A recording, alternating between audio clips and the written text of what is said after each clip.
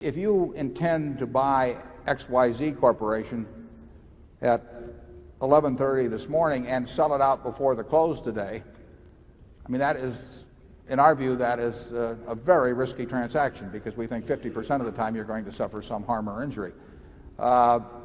If you have a time horizon on a business, we think the risk of buying something like Coca-Cola at the price we bought it at a few years ago is essentially so close to nil in terms of our prospective holding period. But if you ask me the risk of buying Coca-Cola this morning and you're going to sell it tomorrow morning, I say that's a very risky transaction. Now, as I pointed out in the annual report, it became very fashionable in the academic world, and then that spilled over into the financial markets, to define risk in terms of volatility, of which beta became a measure. But that is no measure of risk. The risk in terms of our super cat business is not that we lose money in any given year. We know we're going to lose money in some given day, that is for certain, and we're extremely likely to lose money in a given year. Our time horizon of writing that business, would be at least a decade, and we think the probability of losing money over a decade is low. So we feel that in terms of our horizon of investment, that is not a risky business, and it's a whole lot less risky than writing something that's much more predictable.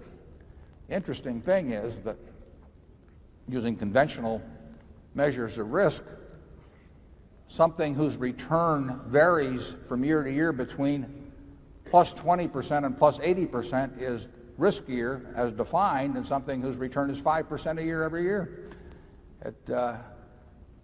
We just think the financial world has gone haywire in terms of measures of risk.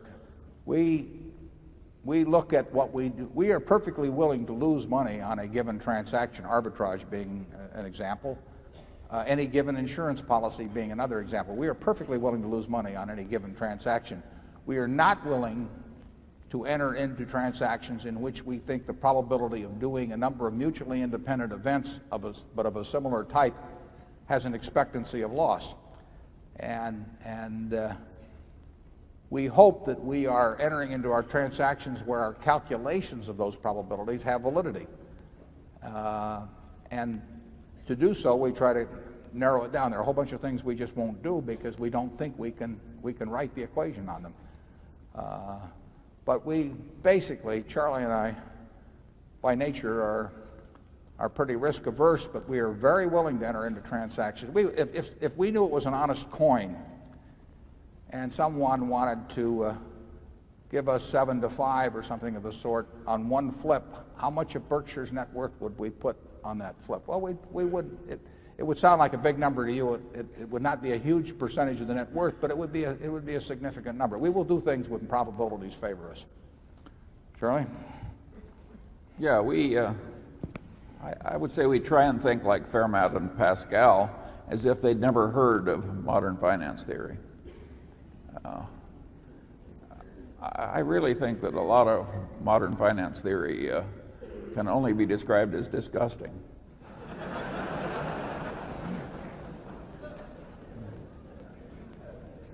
We think, at least I think, I'm extraordinarily well treated by the society. I think most people with high incomes are. I think if you transported most of them to Bangladesh or Peru or something, they would find out how much of it is them and how much is the society. And I think there's nothing better than a market system in terms of motivating people and in terms of producing the goods and services that the society wants. But I do think it gets a little out of whack in terms of what the productivity maybe of an outstanding teacher compared to somebody who is good at figuring out the intrinsic value of businesses. I don't have a better system on the income side, but I think society should figure out some way to make those who are particularly blessed, in a sense, to have talents that get paid off enormously in a market system, to give back a fair amount of that to the society that produces that. The question about Berkshire being I think was it Rich Man's Mutual Fund or something like that, we don't look at it that way at all. We look at it as collection of businesses, and ideally we would own all of those businesses. So it's to the extent that a mutual fund owns stock in a lot of companies and diversifies among businesses, and we try to own a lot of businesses ourselves, I guess that's true, but I guess you could say the same thing of General Electric or an operation like that. We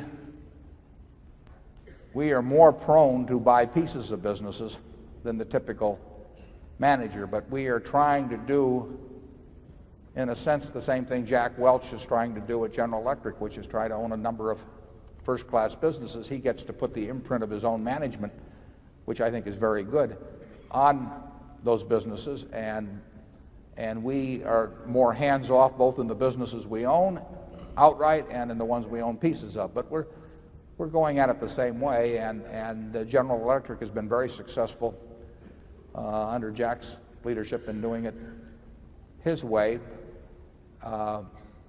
We think in terms of what we bring to the game and the problems of putting money to work all the time that our own system is, will work best for us. Charlie? Yeah, I've got nothing to add to that. This is a question for Mr. Munger. In your most recent letter to shareholders in Wesco's annual report, you calculated the intrinsic value of Wesco at about $100 per share and compared that to the then current market price of Wesco of about $130 per share. In the same letter, you stated that it was unclear whether at then current market prices Berkshire or Wesco presented a better value to prospective purchasers. In light of that, would you compare the intrinsic value of Berkshire to its current market price? Well, the answer to that is no. Berkshire has never calculated intrinsic value per share and reported it to the shareholders, and Wesco never did before this year. We changed our mind at Wesco because we really thought some of the buyers had gone a little crazy, and a lot of things were being said to prospective shareholders that, in our opinion, were unwise. And we don't really like attracting, even though we've had nothing to do with it, we don't like attracting people in at high prices that may not be wise. So we departed from our long precedent, and we did, in the Wesco report, make an estimate of intrinsic value per share. But we're not changing the general policy. That was just a one-time quirk. Well, and also I think it's true that the Wesco intrinsic value per share can be estimated by anyone